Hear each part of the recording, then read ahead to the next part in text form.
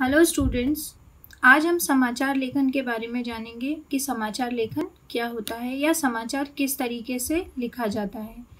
इसको लिखने की जो शैली होती है वो उल्टा पिरामिड शैली कहलाती है। हम जानते हैं कि मनुष्य एक सामाजिक प्राणी है। वो जिस समाज या वातावरण में रहता है वह उसके बारे में जानने को हमेशा उत्सुक रहता है। मतलब उसे जिज्ञासा होती है कि हमारे आसपास के वातावरण में क्या हो रहा है। समाचार शब्द है वो हमारे लिए नया नहीं है। हम जानते हैं कि हर काल में समाचार को प्राप्त करने के लिए या समाचार को जानने के लिए लोग अपने अपने तरीके या माध्यम अपनाते थे। जिज्ञासा का जो भाव होता है वो मनुष्य में बहुत प्रबल होता है। उसे बहुत उत्सुकता होती है कि आसपास की बातों के बारे में जाने।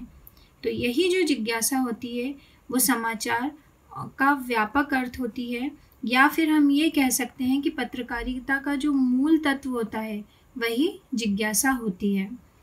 अब हम इसकी परिभाषा जानेंगे कि समाचार क्या होता है। समाचार किसी भी ऐसी ताज़ा घटना, विचार या समस्या की रिपोर्ट है जिसमें अधिक से अधिक लोगों की रुचि हो और जिसका अधिक से अधिक लोगों पर प्रभाव पड़ रहा हो।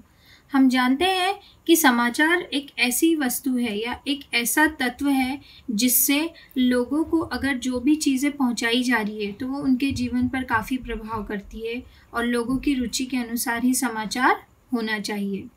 समाचार लेखन को प्रभावित करने वाले तत्व होते हैं कुछ। इन्हीं तत्वों के आधार पर समाचार लिखा जाता है। समाचार लेखन का पहला तत्व होता है नवीनता। जो भी समाचार लिखा गया हो उसमें नवीनता होनी चाहिए, क्योंकि एक ही दिन में समाचार पुराने हो जाते हैं। उसकी निकटता होनी चाहिए। जो भी हम समाचार लिख रहे हैं वो उसके निकट होना चाहिए, यानी कि लोगों को ये जानना चाहिए कि वो जीवन के निकट हो, लोगों के जो भी हो। मतलब समाचार ऐसा नहीं होना चाहिए कि बहुत ही ज़्यादा काल्पनिक हो जाए, वो लोगों के जीवन के करीब होना चाहिए।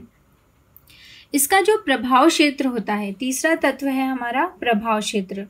तो ये समाज के एक बहुत बड़े वर्ग को प्रभावित करता है, इसलिए ऐसी न्यूज़ छापनी चाहिए, ऐसा समाचार छापना चाहिए जो लोगों के प्रभाव क्षेत्र के अंतर्गत आता हो।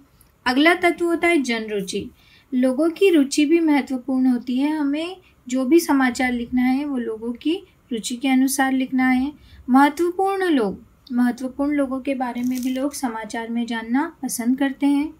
समाचार में अनोखापन भी होना चाहिए, यानी अगर कुछ विचित्र समाचार भी पेपर में आए हैं तो लोगों को वो आकर्षित करते हैं। उपयोगी जानकारियाँ भी दी जाती हैं कि किस प्रकार से लोगों को इसका फ़ायदा पहुँचे। अगला होता है पाठक वर्ग। पाठक वर्ग सबसे महत्वपूर्ण होता है। जब समाचार होगा तो पाठक वर्ग होना आवश्यक है, तभी समाचार लेखन की उपयोगिता होती है। अब इसके पश्चात समाचार लेखन में मुख्य भूमिका किनकी होती है वो हमें जानना है। तो समाचार लेखन में मुख्य भूमिका समाचार एकत्र करने वाले जो होते हैं वो संवाददाता मुख्य होते हैं।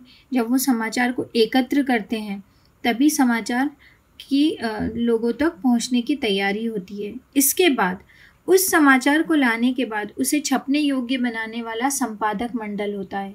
तो हम ये कह सकते हैं कि समाचार लेखन में दो लोगों की मुख्य भूमिका होती है। एक होता है संवाददाता और दूसरा होता है संपादक मंडल। अब हम ये जानेंगे कि समाचार लेखन में 6 ककार मुख्य होते हैं, यानी कि जो 6 क होते हैं वो मुख्य कारक होते हैं समाचार लेखन के। जैसे कब, क्या, कहाँ, कौन, कैसे, क्यों। ये जो 6 ककार होते हैं इन्हीं के आधार पर समाचार लिखा जाता है कि क्या है, कब है, कौन है, कहाँ है, कैसे है, क्यों है। ये सारी चीज़ों का ध्यान रखा जाता है, तभी समाचार लिखा जाता है। किसी भी समाचार में पूर्ण संतुष्टि तभी मिलती है जब इन ककारों का उत्तर दिया जाता है। मतलब कोई भी समाचार तभी अच्छा माना जाता है या लोगों को वही समाचार पसंद आता है जहाँ पर इन 6 ककारों का उनको सही तरीके से उत्तर मिल जाता है। अब हम ये जानेंगे कि समाचार लेखन की जो शैली होती है उसे उल्टा पिरामिड शैली क्यों कहा जाता है। उल्टा पिरामिड शैली का मतलब होता है कि समाचार को उल्टे क्रम में लिखना। उल्टा पिरामिड शैली समाचार लेखन का बुनियादी सिद्धांत है। ये समाचार लेखन का व्यवहारिक सिद्धांत भी होता है। इसके अंतर्गत क्या किया जाता है कि जो सबसे महत्वपूर्ण बात होती है उसको पहले लिखा जाता है, कम महत्वपूर्ण को बाद में लिखा जाता है तथा सबसे कम महत्व की बात जो होती है उसको अंत में लिखा जाता है।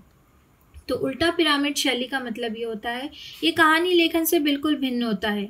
समाचार लेखन छोटा होता है और लोगों तक जल्दी पहुंचाना होता है और लोगों को सही सही जानकारी देनी होती है। अतः इसमें जो सबसे महत्वपूर्ण बात है उसे सबसे पहले लिखा जाता है और उसके बाद में कम महत्वपूर्ण तथा अंत में जो बिल्कुल महत्वपूर्ण नहीं हो, या फिर हम कह सकते हैं जो सबसे कम महत्वपूर्ण होता है उसे हम सबसे अंत में लिखते हैं।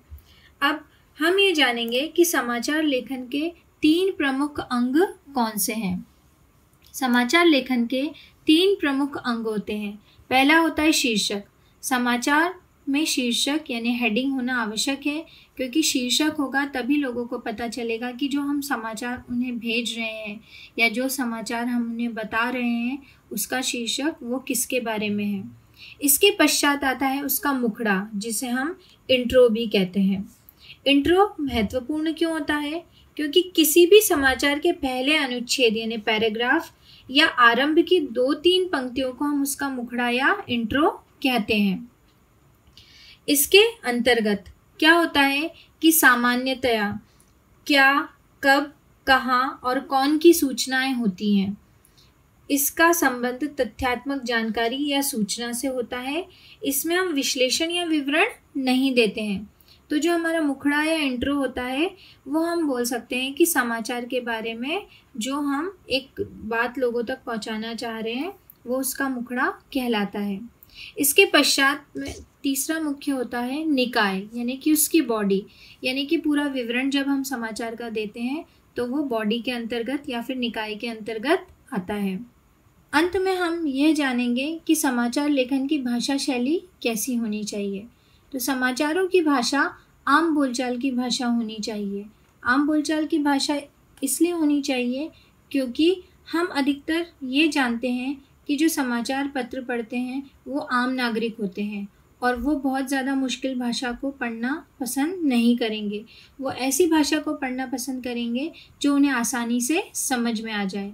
अतः हम कह सकते हैं कि भाषा सरल होनी चाहिए, वाक्य छोटे होने चाहिए और पैराग्राफ संक्षिप्त होने चाहिए, तभी वो एक सही समाचार होगा और वो समाचार लेखन लोगों को आकर्षित कर पाएगा। अब हम ये जानेंगे कि जो समाचार होते हैं उसमें विस्तृत विवरण लोगों को जानना बहुत ज़रूरी होता है। अतः पाठकों की रुचि के अनुसार सबसे पहले घटना के तथ्यों की जानकारी होनी चाहिए, उसी के बाद में ही समाचार लिखा जाना चाहिए। तो अतः आज हमने जाना कि किस प्रकार से उल्टा पिरामिड शैली में समाचार लेखन लिखा जाता है। Thank you.